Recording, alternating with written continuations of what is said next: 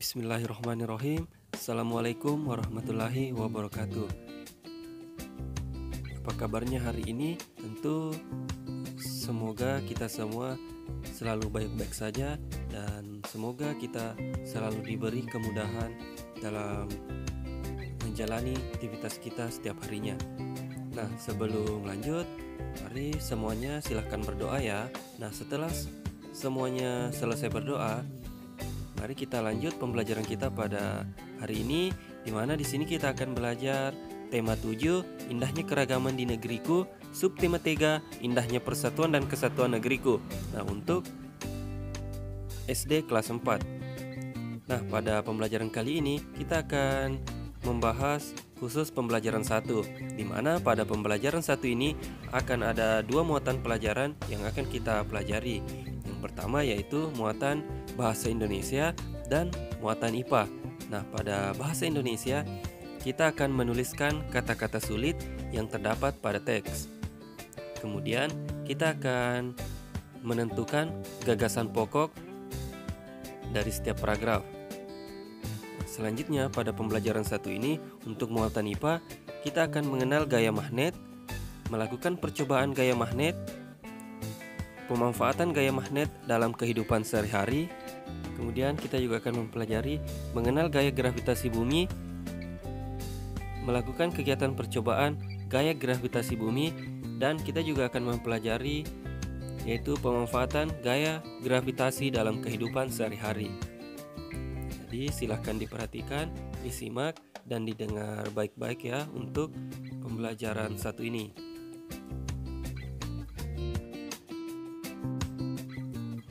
Nah, yang pertama kita akan coba menemukan dan menuliskan kata-kata sulit yang terdapat pada teks bacaan. Nah, jadi silahkan semuanya simak ya dan baca contoh teks bacaan yang telah kami sediakan berikut ini. Nah, di sini ada teks bacaan yang berjudul Hidup Rukun dengan Sesama. Indonesia memiliki keragaman suku, budaya, dan agama. Setiap daerah di Indonesia memiliki keunikan dan ciri khas yang berbeda-beda. Begitu pula dengan agama yang dianut penduduknya. Perbedaan tersebut tidak menjadikan perpecahan antar sesama warga. Kita harus menjaga kesatuan bangsa dengan menjaga sikap rukun antar sesama. Salah satu sikap menjaga kesatuan bangsa yaitu toleransi antar umat beragama. Sikap ini bisa ditunjukkan dengan memberikan izin kepada teman yang beragama lain untuk melaksanakan ibadah. Kita tidak boleh mengganggu ibadah atau perayaan agama yang dilakukan oleh umat agama lain. Kita harus saling menjaga ketertiban dan menghormati antar pemeluk agama. Sikap lain yang bisa dilakukan yaitu menghargai kebudayaan setiap daerah di Indonesia. Kita tidak boleh membanggakan kebudayaan daerah sendiri tanpa menghormati kebudayaan daerah lain. Mempertahankan persatuan dan kesatuan bangsa bisa dilakukan dengan sikap saling menghargai dan saling menghormati. Kita juga harus saling menyayangi tanpa memandang perbedaan agama, suku, dan budaya. Nah, jadi setelah kita menyimak teks bacaan ini, sekarang mari kita coba menemukan kata-kata sulit yang terdapat pada teks bacaan tersebut. Nah, di sini semuanya bisa perhatikan setiap kata yang sudah kami beri tanda. Nah, itu merupakan contoh kata-kata sulit yang bisa kita temukan dalam bacaan tersebut, yaitu dalam teks bacaan yang berjudul Sikap Rukun dengan Sesama. Jadi di sini ada 4 kata sulit yang bisa kita temukan. Nah, yang pertama kata sulitnya yaitu khas. Nah, khas di sini artinya khusus atau bisa juga teristimewa. Nah, kata sulit yang berikutnya yaitu rukun. Nah, rukun di sini artinya baik dan damai atau bisa juga tidak bertengkar. Artinya tentang persahabatan dan sebagainya. Nah, kata sulit yang ketiga yang bisa kita temukan yaitu toleransi. Nah, toleransi di sini artinya sifat atau sikap toleran.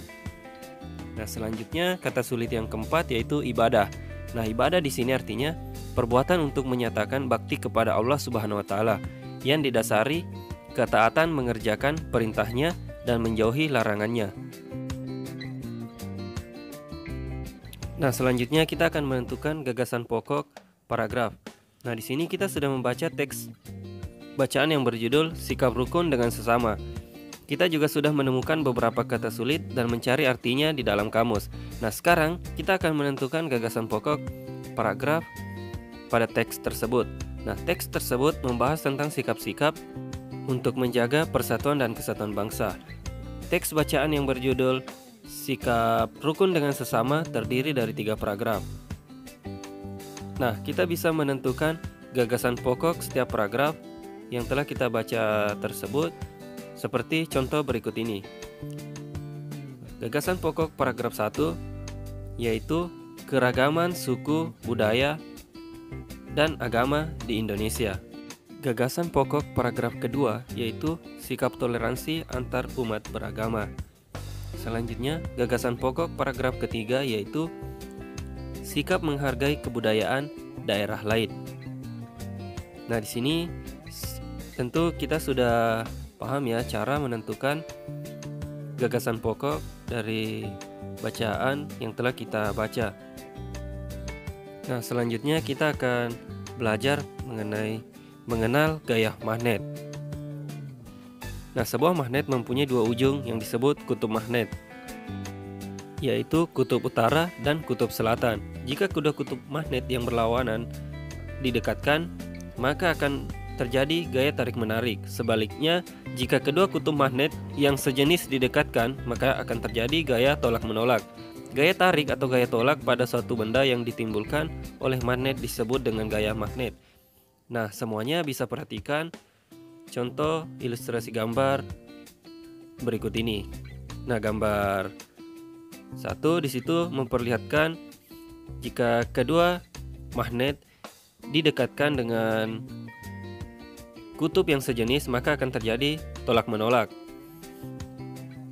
Kemudian gambar yang kedua juga memperlihatkan kedua magnet yang didekatkan dengan kutub yang sejenis, maka terjadi pula gaya tolak-menolak. Nah, selanjutnya pada gambar ketiga di situ memperlihatkan 2 buah magnet yang saling didekatkan dengan kutub yang berbeda jenis, maka akan terjadi gaya tarik-menarik antar magnet tersebut. Gaya tarik atau gaya tolak pada suatu benda yang ditimbulkan oleh magnet disebut gaya magnet. Hanya benda magnetis yang dapat ditarik oleh magnet. Nah, selanjutnya kita akan coba mengamati pengaruh gaya magnet terhadap benda di sekitar. Nah, di sini ada benda yaitu jarum pentul. Nah, pengaruh gaya magnet terhadap jarum pentul itu akan tertarik oleh magnet. Kemudian pensil. Nah, pensil pengaruhnya terhadap magnet yaitu dia tidak akan tertarik oleh magnet. Peniti pengaruhnya terhadap magnet yaitu akan tertarik ke magnet. Kemudian kerikil atau batu itu tidak akan tertarik oleh magnet. Kemudian paku tertarik oleh magnet.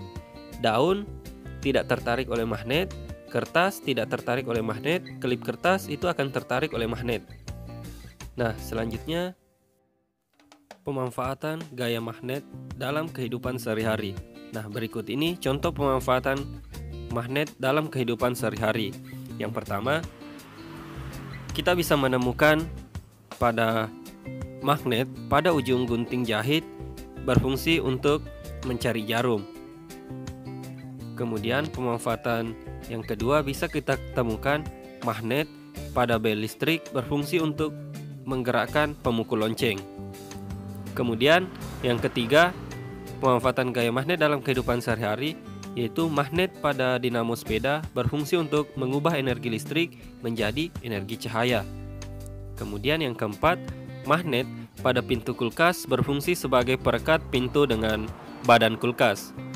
Nah, selanjutnya yang kelima yaitu magnet pada kompas berfungsi untuk menunjukkan arah utara dan selatan. Berikutnya kita akan mempelajari, yaitu mengenal gaya gravitasi bumi. Gaya tarik yang berasal dari bumi disebut gaya gravitasi bumi. Pada benda jatuh, gaya gravitasi dipengaruhi oleh ketinggian suatu benda dari permukaan bumi. Pada benda diam, gaya gravitasi membuat benda tetap berada pada tempatnya dan tidak melayang di udara. Pemanfaatan gaya gravitasi dalam kehidupan sehari-hari. Gaya gravitasi selalu terjadi pada kehidupan sehari-hari. Berikut ini contoh pemanfaatan gaya gravitasi dalam kehidupan sehari-hari. 1. Saat berjalan, gaya gravitasi bumi menarik berat tubuh kita. Hal ini membuat kita dapat menyentuh tanah dan tidak melayang. Kedua, gaya gravitasi bumi menarik semua benda di bumi. Hal ini membuat benda di bumi tidak melayang dan lebih mudah untuk menjaga letaknya. 3. Gaya gravitasi bumi menarik air jatuh ke bawah. Hal ini dapat dimanfaatkan sebagai sumber energi gerak untuk membangkitkan listrik.